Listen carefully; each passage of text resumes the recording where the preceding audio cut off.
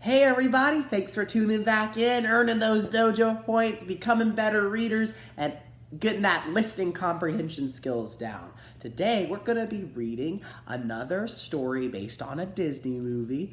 It's Beauty and the Beast. It's about a girl who loved to read. Here we go. One cold evening, a poor old woman knocked on the door of a castle in the forest. A handsome prince answered. The old woman asked for a place to stay in exchange for a beautiful red rose. The prince was disgusted by the woman's appearance and turned her away. Suddenly, the woman magically changed into a beautiful enchantress. She turned the selfish prince into an ugly beast and cast a spell on everyone in his castle.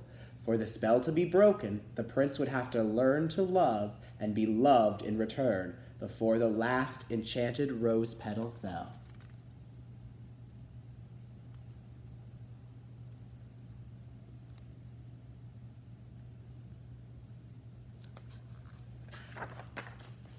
A beautiful and kind girl named Belle lived in a nearby village.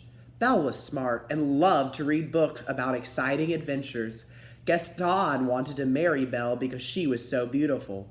But unlike the other girls in the village, Belle wasn't interested in Gaston. She knew he was vain and only really loved himself.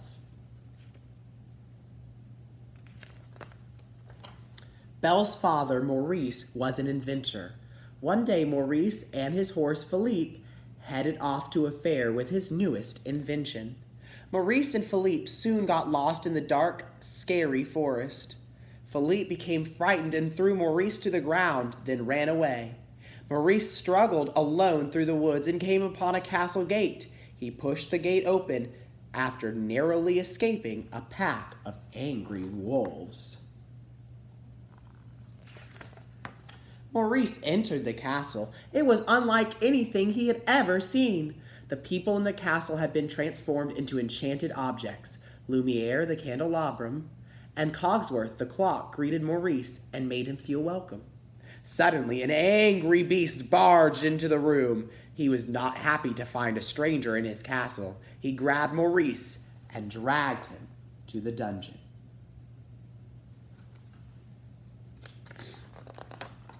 When Philippe returned home without Maurice, Belle knew her father was in trouble. She begged the horse to take her to him. After a frightening ride through the forest, Belle and Philippe arrived at the enormous castle. Belle rushed inside. Belle found her father locked in a cell. They hugged through the bars as Maurice tried to explain what had happened. Then they heard loud footsteps coming toward them. The beast was furious when he saw another stranger in his castle. Belle was terrified, but she pleaded with the beast to release her father. "Take me instead," she begged. She promised to stay with the beast forever in exchange for her father's freedom. The beast agreed. Maurice returned to the village. He told Gaston and the other villagers about the beast. He begged everyone to help him rescue Belle, but they all thought he was crazy. Back at the castle, the beast offered Belle a room inside of the cold cell. "You can go anywhere." Back at the castle, the beast offered Belle a room instead of the cold cell. "You can go anywhere you like, except the West Wing," he warned. Belle was outraged by the beast's behavior and sad she would never see her father again. The beast left, and to Belle's surprise, the objects in her room started to talk. A kind teapot named Mrs. Potts and her son Chip tried to make Belle feel better.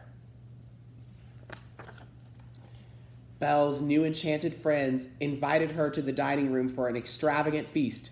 Be our guest, exclaimed Lumiere. The spoons danced, the napkins twirled, and the bottles popped their corks. Belle couldn't believe her eyes.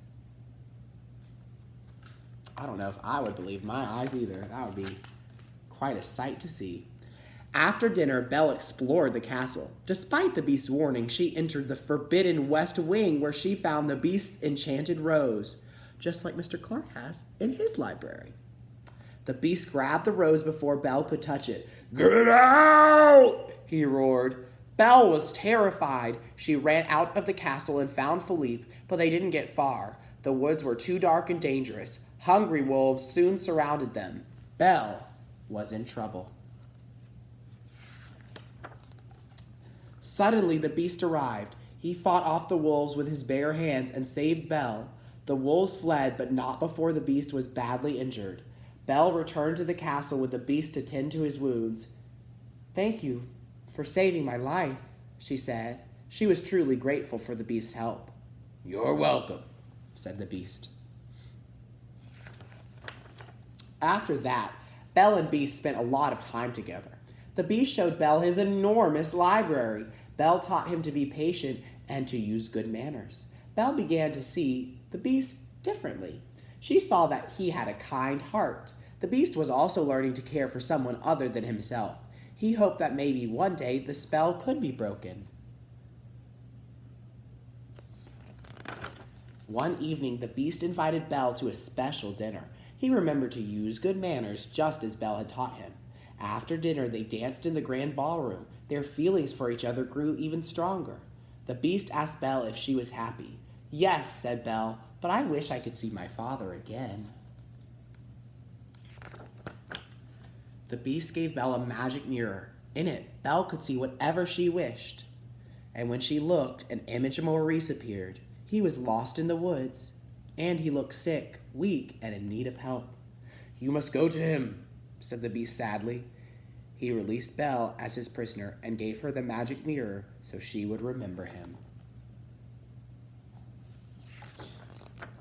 Belle found her father and took him back to the village, but Gaston told everyone Maurice was crazy and should be sent away. "He thinks he's seen a beast!" shouted Gaston. To prove that her father wasn't crazy, Belle showed Gaston the beast in the magic mirror. Gaston was shocked. He convinced the villagers that the beast was dangerous. He locked Belle and Maurice in their own cellar. Then he gathered a group of people and set out to attack the beast. The angry mob found the castle and marched inside. The enchanted furniture and dishes fought off the nasty intruders. Gaston searched the castle for the beast. Back in the village, Belle managed to escape from the cellar. She rushed to the castle to stop Gaston. Gaston had found the beast and was ready to attack. At first, the beast didn't want to fight. He was very sad that Belle had left. But to his surprise, Belle returned. He regained his confidence and started to fight back against Gaston. But the beast was badly hurt. Belle tried to comfort him. "You came back," he said, struggling to speak. He was happy to see Belle despite his pain. Belle laid her head on his chest and began to cry. As the last enchanted rose petal was about to fall, Belle whispered, "I love you." Just then, something magical happened.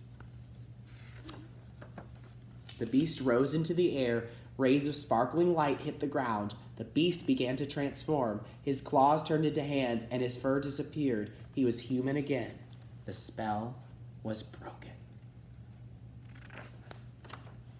Belle saw that the beast was actually a prince. She was amazed. "Belle, it's me," declared the prince. She felt his soft hair and rubbed his smooth face. She looked deeply into his eyes. "It is you," she exclaimed. Belle and her prince joyfully danced together. Their love for each other had broken the spell. Mrs. Potts, Lumiere, Cogsworth, and the other enchanted objects changed back to their human selves, and they all lived happily ever after. The end. See you soon.